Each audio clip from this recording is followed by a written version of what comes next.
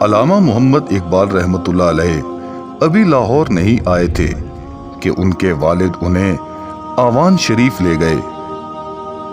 قاضی سلطان محمود کی خدمت میں حاضر ہوئے۔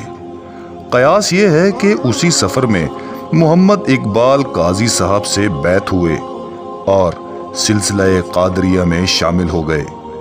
سید سلیمان ندوی کو لکھتے ہیں، میں خود سلسلہ قادریہ میں بیعت ہوں، مگر پھر اس کے ساتھ یہ بھی کہ خواجہ نقشبند اور مجدد سرہندی کی میرے دل میں بہت بڑی عزت ہے، مگر افسوس ہے کہ آج یہ سلسلہ بھی اجمیت کے رنگ میں رنگ گیا ہے۔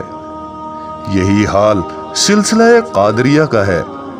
بات یہ ہے کہ باپ اور بیٹا دونوں تصوف کے رسمی حدود و قیود سے آزاد تھے۔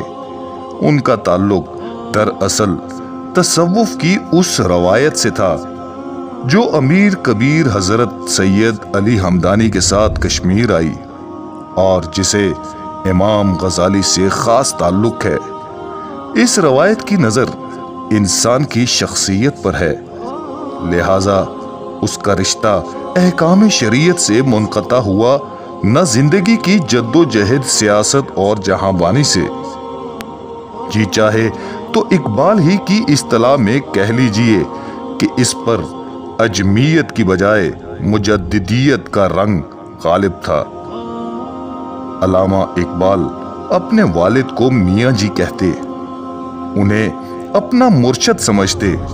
حضرت لسان الاثر کو لکھتے ہیں، آپ نے سچ فرمایا، سارا کتب خانہ ایک طرف، باپ کی نگاہ ایک طرف۔ جب کبھی موقع ملتا ہے ان کی خدمت میں حاضر ہوتا ہوں۔